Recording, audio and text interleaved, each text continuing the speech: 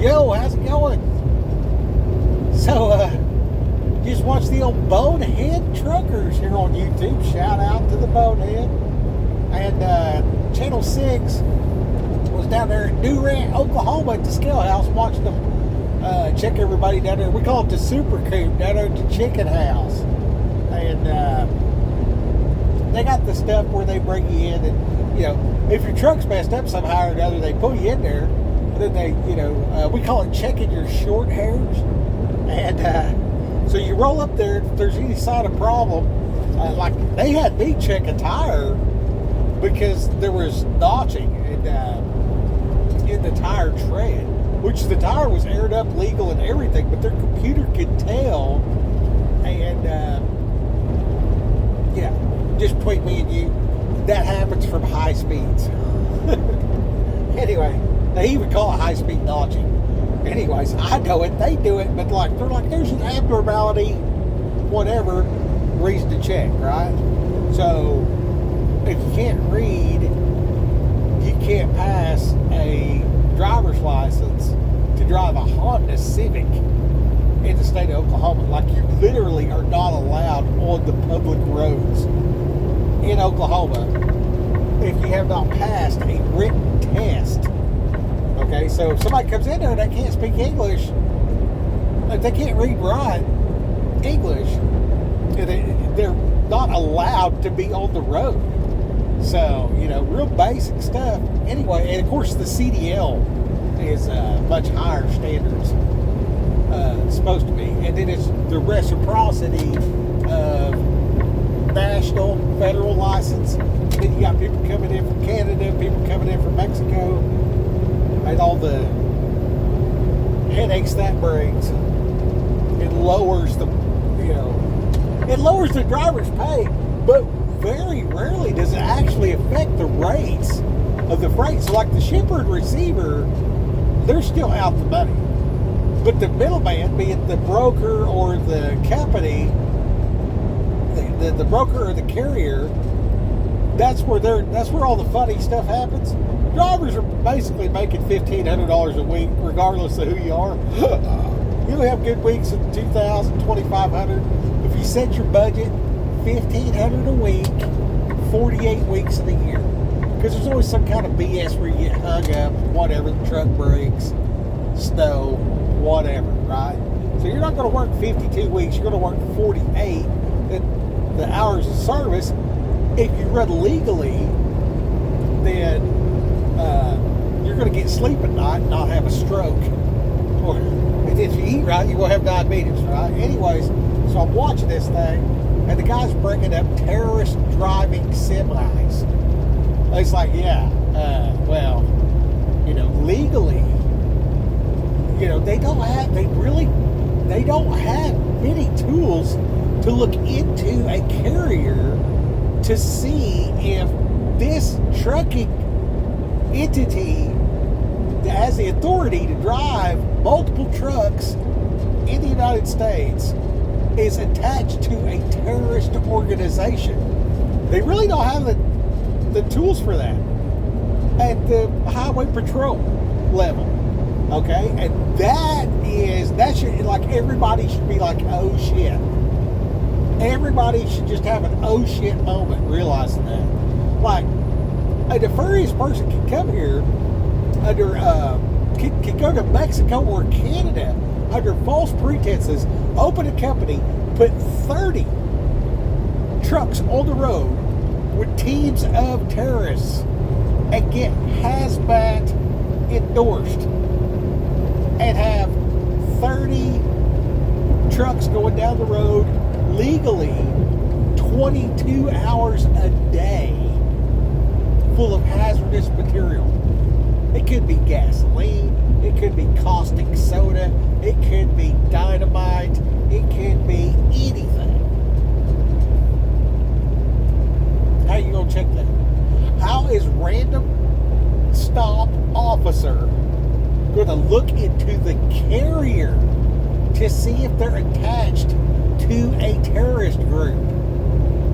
Like, you know, you think you hear terrorist, you think like somebody way over yonder. But what if it's just like, you Antifa guy from Washington State. This dude has ties to Antifa, and he starts a carrier, and then he's got 30 Antifa dudes driving around with hazmat. How are we gonna know that? How? Well, not we. Hell, I don't give a shit. Well, I care, but like, I don't need to know. The officer pulling the truck over needs to know. By God, needs to know. Like, bro, where are you at? Hey, there's a terrorist over here. Where are you at? Hey, highway patrol, where are you at? Hey, sheriff. Hey, town cop. Is there not some bleep, blop, bloop device in here?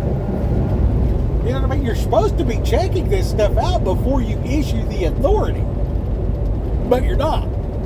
And, depending on who's got the ball, you got, the opposing forces in the politicals. You got dipshittery in office via, stolen election brings about, the demise of the United States of America. Nobody goes to jail for treason because the guy falsely elected pardoned them. And everybody's just like, what the fuck? Like, why are we allowing this shit? And then now we're like trying to clean up the mess. And this is a great opportunity to put it in the power, in the hand of any officer pulling over a vehicle that has a DOT number to see who owns the carrier and run their fucking name to see if that motherfucker's a terrorist, or does he like donate to Antifa? Is he connected to some cartel? Is this dude, a jihadi to whatever degree? Any known terrorist group? Is this, you know what I mean? And just based off the fact that the carrier organization, whoever's on the LLC, is attached to that, then make that motherfucker 100% liable for the vehicle. Okay? So you got arrest the driver because he's, out of line, whatever. But to have the authority to check into all this stuff. Now, I'm gonna tell you right now, as a CDL driver, they can pull me over and give me an inspection for no reason at all. They can say, hello, we're doing a random level 1 inspection today. That's why I pulled you over. So, like, the barrier to entry on this deal is nothing. I mean, it's just like, the bar is so low.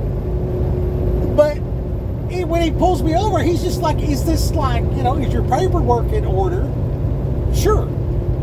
But the paperwork that's in order was ordered a lot of times by people that the whole back office is overseas. And they're just pencil whipping this thing, and they're doing it in somebody else's name, and they might be nefarious. And if I, as a cop, can look at the thing, put in the number, it pops up who owns the company and who they're affiliated with. Now, if they're affiliated with a terrorist, maybe we could do a terrorist check. You know what I mean? Like, hey, we started out with a level 3 inspection, just checking your paperwork and lights, but it comes back that the guy you're working for has the potential of being a terrorist. So now we have to do this other thing. So what does that process look like? You know what I'm saying? Like, put the power in the hand of the officer to see the leadership of the organization. And then, is this motherfucker a terrorist? Seems pretty basic. You know what I mean? Seems pretty basic. You know what I mean? But that'll be our secondary. And then when we get, dipshit in office, that's going to act like, terrorist in a semi is okay for whatever reason. There's a second layer. Okay? And I would say there needs to be a third layer. Like, at that point, can I see your supervisor? How about, while I pull this guy over, the carrier's authority is attached to a terrorist group. How about we suspend their authority until that's lined out? You know what I mean? Give the officer the opportunity to check and see. You know what I mean? And let's go on this safer score And you'd be like, how many illegal drivers did you have?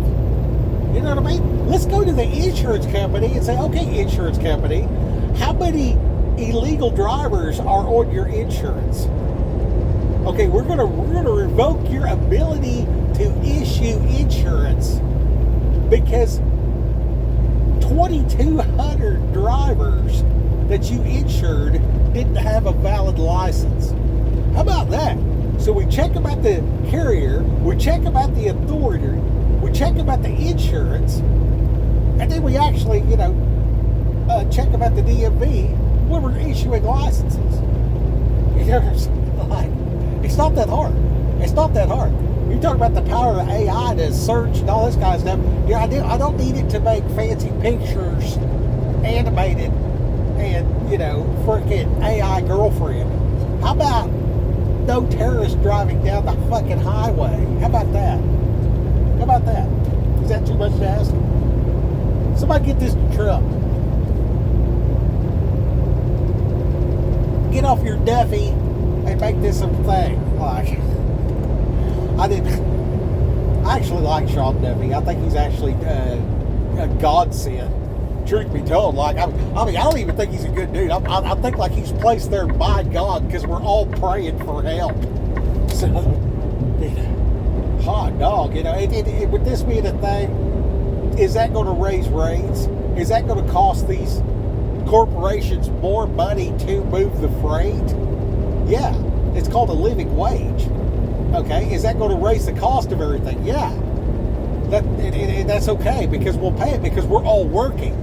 Okay, so we'll make more money, and then you'll be able to tax us more because we're making more money. You see what I'm saying? And then because of the tariffs, all these factories are building, all these people are going to have a job pretty soon that they're going to buy shit. You see what I'm saying? So you can't be short-sighted in this deal and be like, oh, well, this and that, knee-jerk reaction because it's the end of the world. No. We got to be prepared for tomorrow. The power goes out. We got to be prepared for this ship will sail for 400 years. And my umpteenth generation, great-grandchild, what's their quality of life? You see what I'm saying? So that's the two things we're going for here. We want to sustain our lives and be able to, Amish in the city because the electric's out. And then we also want to be like, hey, this boat's floating just fine.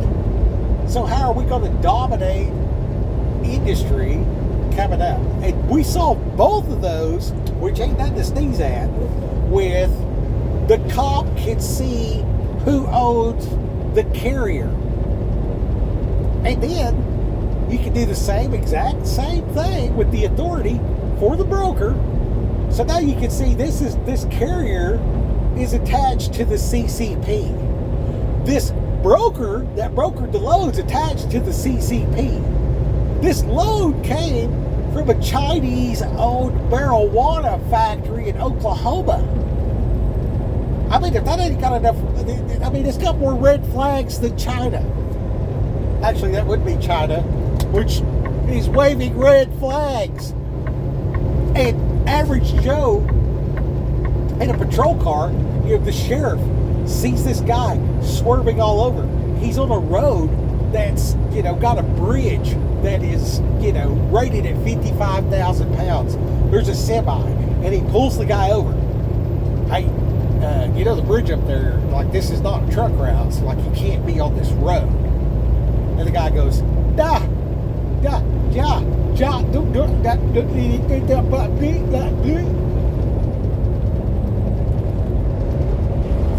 You know what I'm saying?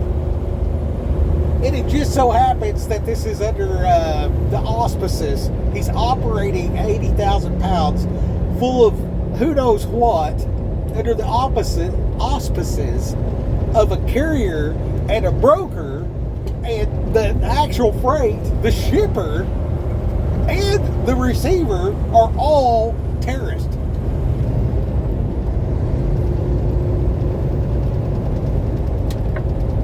Now we got Andy Griffith out there because Barney pulled over this driver on a road that he's not supposed to be on, and it can escalate based on he ran the number on the side of the truck. So you can see all this. Oh, wow. Oh, hey, here's a thing. You know what I mean? And like, you know, do we even need all that to the average city cop? You know what I mean? What does that do for the privacy of an American citizen? Not a goddamn thing. Sorry, I don't know why I'm cussing so much. It doesn't do anything, because we are talking about a commercial vehicle. We're not talking about a Chevy pickup with a pallet. There are police reported ahead. You know what I mean? We're talking about an 80,000 pound vehicle doing commerce under the authority given by the federal government. Okay? So, like, it's just rules. You know, you have to make a law about this. It can just be the rule. Like, if you're not registered and you don't give your documentation where they can do a background check, like, you don't get to own a DOT number. Like, that should be the requirement. You know what I mean? And then once your name is attached to the authority, whatever your company does, you go to prison for that shit. And guess what happens then? Everybody's like, oh, I don't know if I want to have an authority. Except the guy that's going to do right. You're like, oh yeah, I'll do that. You know, no problem. You know what I mean? And then in the background, so it's just be like, okay, are you a citizen of the United States that has lived here for 15 years? If the answer to that is no, you're not qualified. I got to show a 10-year history to drive this truck. That's a requirement. But these other guys are just they're just handing out CDLs like it ain't nothing. There's your problem. So how do we reinforce this situation? How do we have 3 stages of checks and balances for, surprise, the government didn't do their job vetting. So now Barney Fife knows. It's a no-brainer. It's a no-brainer. Like, literally, you don't even have to think about it. You just put in the DOT number, it pops up. There are police reported ahead. 17 red flags from China. It's like, check this guy's cash twice. Anyway, that's just, you know, fixing the trucking industry, I guess, you know. You're just trying to, you know, bring some goodness. So share this video with anybody and everybody that has a phone. Every person with a phone should have this. And when you send this to them, then send the phone number to their congressman and their state representative and their governor. And then call them and say, hey, this guy makes a lot of sense, because I don't want a terrorist driving down the highway next to my wife and kids on their way home from soccer practice. Like, do you want a terrorist driving beside your wife and kids when they're coming home from school? Because there probably is one. Like, the most danger that you're in as an American citizen stateside is driving down the highway.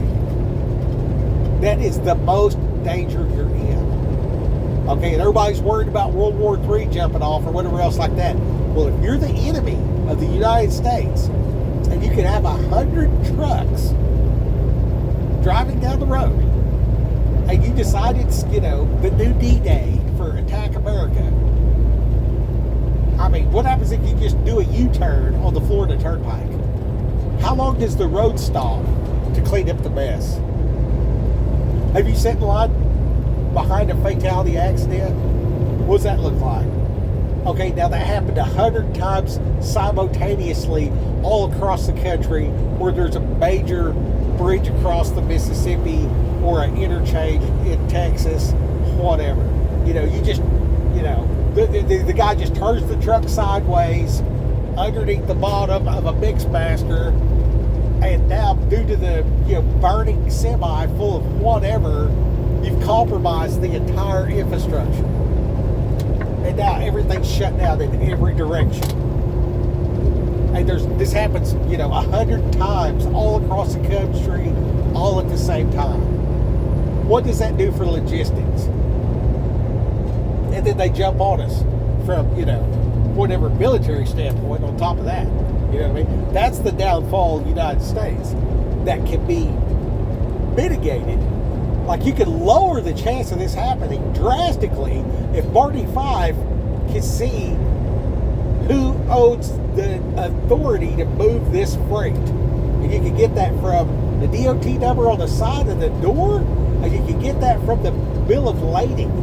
And the bill of lading should have the broker's DOT number on every bill of lading. That should be standard. That should be a standard requirement so that Marty 5 can see who the broker is. If you can see who the shipper is, you can see who the receiver is, but nobody knows who this broker is. And a lot of these brokers are felons. And they're not even in the United States. And that's why you got all this double brokerage and fraud and freight theft and all this kind of stuff. Like the number of freight theft goes way down, but the cost of the freight skyrockets. That's because somebody in freaking stand country, insert stand. I wish I could have stand backed brokerage. Gives it to this guy, gives it to that guy drops it off, this guy picks it up, it disappeared. Now, the tequila's gone and it's on the news or whatever else like that. How many times does that happen that's not on the news? What if it's not tequila? What if there's a suitcase nuclear weapon in a trailer in Canada? And now the carrier and the broker and everything's, jihadi, and they bring them down here, and there's 100 of them floating around the United States. This is a big fucking deal right here. This is a big fucking deal. Like, y'all need to get on the stick, for real. And Marty 5 will find that son of a bitch. Yeah, he might shoot himself in the foot. Yeah, he's numbered shit. He's got a device. So give him the numbers to put in the device. Let the device tell him to call his supervisor. Hey, come on out here. This guy can't speak English, and all the numbers come back to jihadi. To whatever degree. You know what I mean? And then we know whether or not this is jihadi because the guy that owns the authority at the carrier, There are police reported ahead. at the broker, and at the shipper, and at the receiver, we know who the fuck they are because the rule is if you don't pass this background check, you don't have the authority to do this. And everybody that gets pulled over without authority or proper licensing is, 10 years in prison automatic. It's like, oh, are you operating this vehicle without, and there's a difference between having the authority and the expired or whatever, you want to do that vetting. Like I got a license, but, I forgot about a ticket from 2008. And in this particular state, it's suspended. You have a license. You're not unlicensable. It's just suspended. Totally different than I've never been licensed. I don't have the authority ever. I've never passed this background check. So that's the way that you can do that. Here's this person that's operating illegally and never had the authority to do so. Never passed the background check. That automatically carried 10 years in penitentiary. I mean, that fixes the whole system. And it's a federal system, so pretty much they can institute this rule for that and give everybody 6 months to come into compliance and then upgrade the computer in the cop car with a freaking software update. And yeah, there you go. And if whatever you find for a person you pull somebody over and something in the paperwork ain't right, every county hire a guy that knows professionally what to do in the situation. If you got to call that professional guy out, he needs to be available 24/7. If you got to call that guy out, arrest the son of a bitch driving the truck. Like, hey, you are being detained until the supervisor gets here. So you don't pop a nuke right there on the side of the highway. Like, hey, can you come back here and help me with this paperwork, yada, yada? Now, Marty 5 is like, okay, hey, I'm going to need you to sit in the back of this truck and give me your phone. So you put him in the back of the truck, you take his phone, you pat him down, handcuff the son of a bitch in the front, be nice about it, put him in the back of the truck. Now, he's sitting there in the Tahoe waiting until this thing can get figured out. Okay, now that is going to just completely eliminate a good man from working for one of these yahoo fly-by-night situations.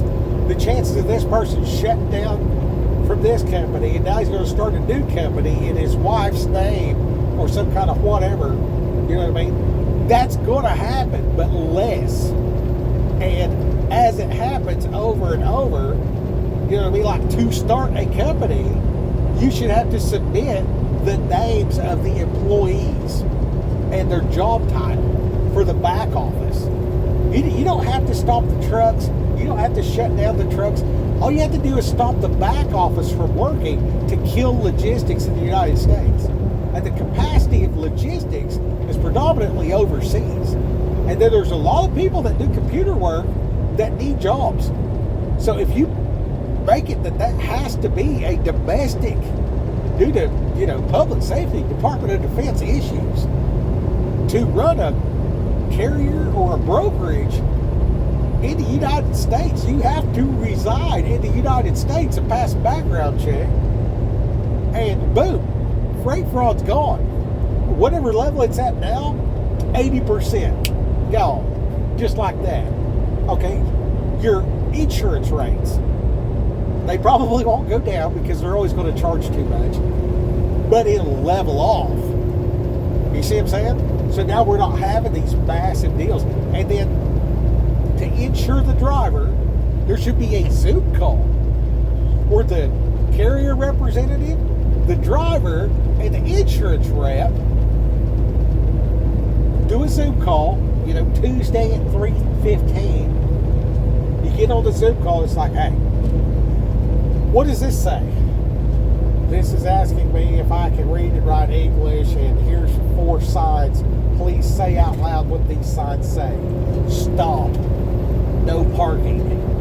No through trucks. Okay, good enough. You can read and write English. Oh, and then part of it says, write down, thank you for insuring me today. And the guy writes it down on a piece of paper and holds it up. Cool, you can read and write. And the carrier's sitting there looking at the insurance guy sitting there looking at the carrier guy. Everybody's like, all right, yeah, we can insure this guy.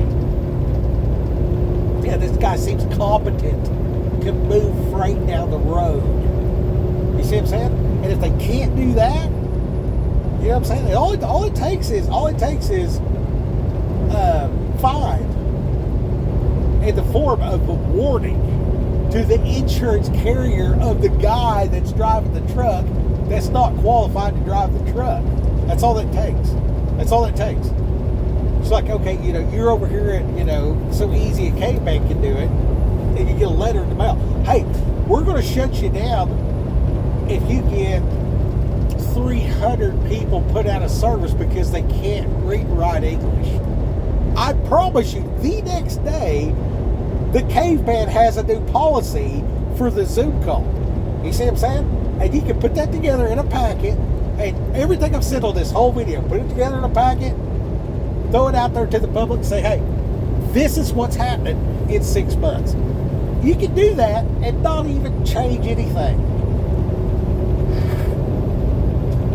And everybody that is in business will try to get ahead of the curve and institute these policies organically. Just like They all tried to jab us. The jab showed us the way to herd the herd. You heard?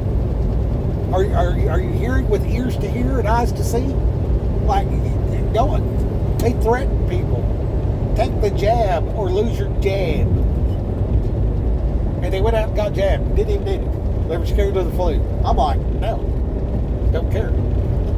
But I'm one of few. There wasn't many that did that.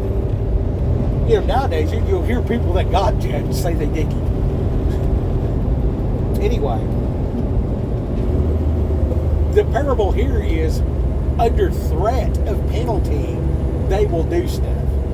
You see what I'm saying? So you can adjust the whole insurance industry. You can adjust the way the authorities are given. You can adjust the way that logistics is handled by domestic people, giving American jobs again. Claw back the back office from Stan and India. You see what I'm saying?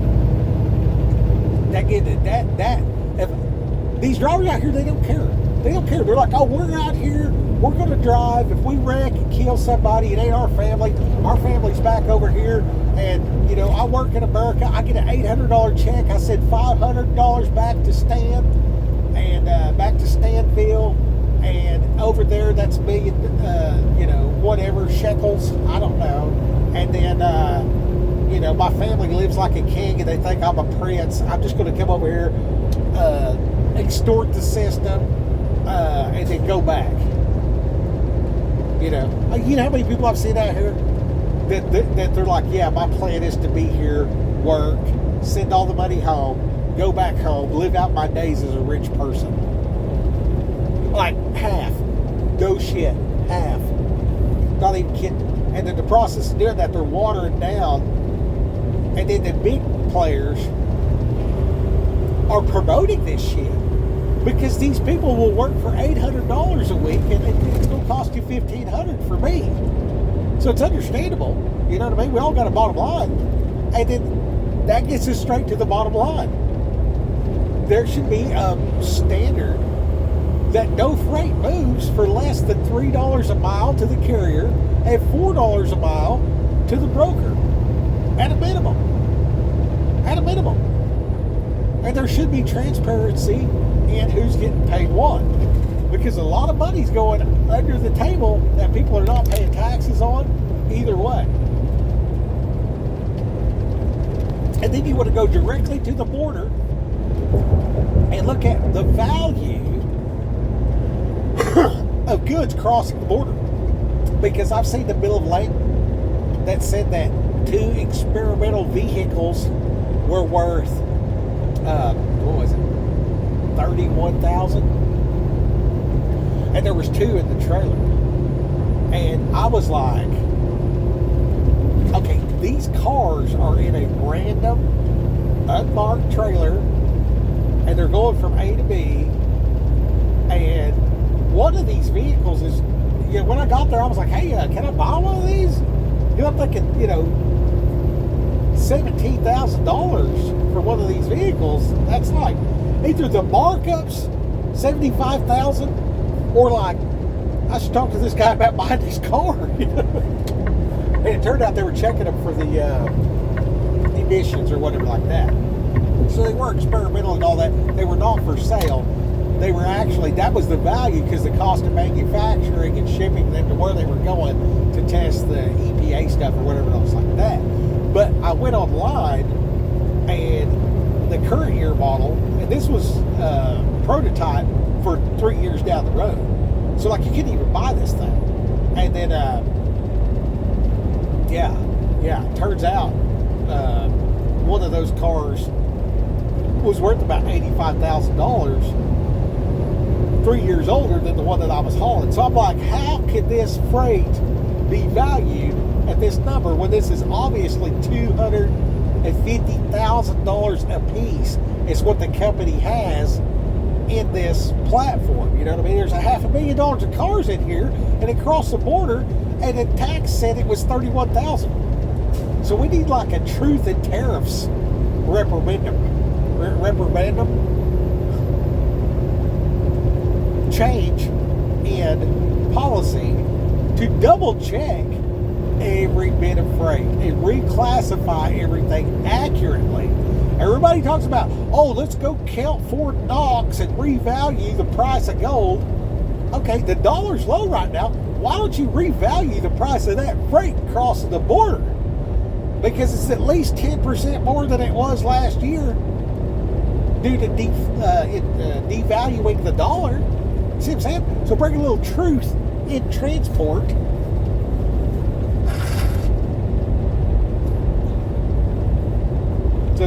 So now you're safe, and now you're getting more money.